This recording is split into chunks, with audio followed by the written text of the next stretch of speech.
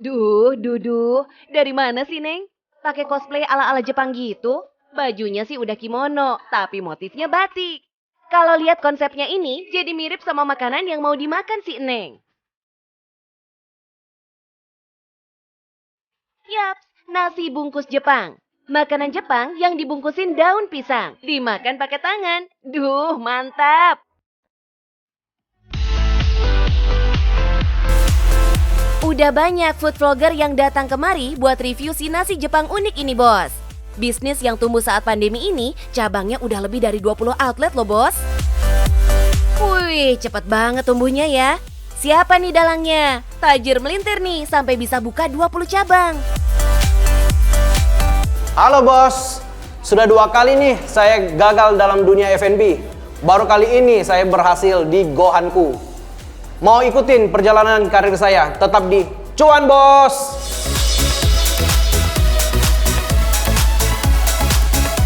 Kak Albert nih, Bos. Aslinya orang Makassar. Tapi emang ya hobi banget kulineran. Makanya dari awal berbisnis selalu main di bisnis F&B. Pertama selesai kuliah kita ada franchise F&B. Cuman kurang berjalan, jadi fail, kita tutup. Finally kita coba Gohan, syukurnya bisa berjalan. Jangan pernah menyerah, Bos. Meskipun jatuh bangun, Kak Albert tidak pernah kapok buat mencoba lagi. Syukurlah ya, Bos. Perjuangan tidak mengkhianati hasil. Doi yang awalnya kepikiran bikin angkringan dan nasi Jepang ini hanya menu pendukung, tapi siapa sangka yang melejit malah menu nasi miliknya. Awalnya konsepnya itu angkringan sebenarnya.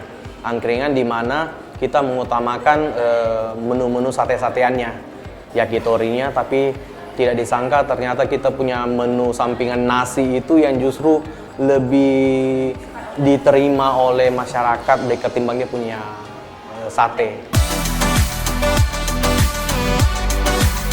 Pantes aja kalau mesen semua menu, ada si sate Cikua yang nangkring di menu Gohanku.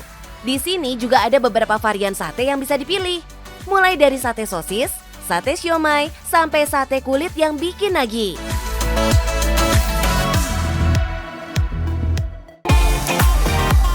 Yang nggak boleh ketinggalan, Bos, menu otentik di sini adalah si omelet. Yes, ini agak-agak spesial. Omeletnya bukan sembarang omelet loh. Kak Albert belajar bikin ini karena nggak bisa move on dari enaknya omelet di Jepang. Telurnya agak fluffy nih, Bos, tapi di tengahnya meleleh. Biar nggak amis, Kak Albert menggunakan telur omega. Duh, makin bikin ngiler aja. Duh, nasi bungkus naik kelas ini namanya ya, Bos. Enak banget emang kalau makan dibungkus daun pisang begini. Ada kenikmatan tersendiri.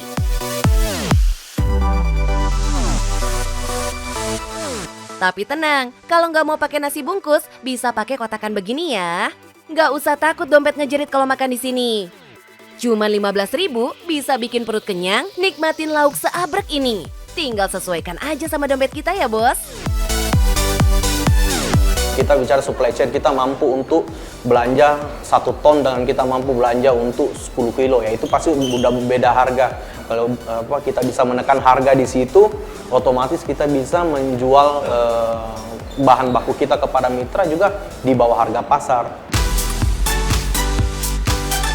Gak heran, banyak yang mupeng join kemitraannya. Sejauh ini sudah ada lebih dari 20 cabang yang tersebar di Pulau Jawa. Bahkan sudah ada yang di Bali nih. Awalnya dari mulut ke mulut, awalnya pas kita buka Gohan, kita juga bersyukur sih sama para influencer, kreator, baik mikro, menengah, dan yang kelas besar. Dia juga cukup andil membantu kita untuk bisa ke tahap ini.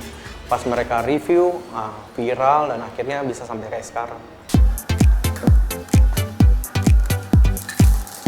Semakin besar bisnis, semakin banyak dong cobaannya. Kak Albert sempat kewalahan saat menerima kemitraan, terutama di bahan baku. Tahu sendiri, semua diambil dari Kak Albert. Kadang dulu pernah kita ada tahap di mana kita mengalami ayam kita semuanya itu rusak, bau semuanya, sampai malah sudah sampai ke tahap udah sampai ke mitra itu ayam-ayam semuanya. Jadi kita harus mengambil tindakan eksekusi yang cepat untuk harus menyelesaikan masalah itu. Tapi ya itu awal-awal bos. Namanya proses bisnis, belajar dari pengalaman dan tumbuh karena pengalaman. Proses bisnisnya udah kita kulik nih. Penasaran dong sama omset outletnya Kak Albert? Per outlet ya ada yang mulai dari 2,5 juta, ada yang sampai 5 juta per hari, tergantung sebenarnya daripada lokasi tempat itu sama konsistensi tempat itu. Tapi salutnya ya bos, saat pandemi bisnis lain pada gulung tikar, Doi tetap kekeh mempekerjakan karyawan. Karyawan ini kita sekarang ini semuanya ya karena mereka. Jangan karena kita jatuh jadi akhirnya kita anggap mereka juga nggak ada.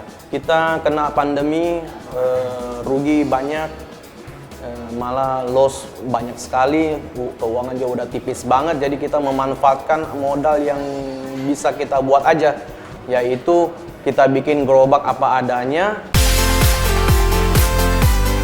Cihuy deh bos, pantas aja lancar jaya bisnisnya. Rezeki yang masuk nggak semata-mata buat cuan pribadi, tapi juga cuan buat sekitarnya. Salut bos.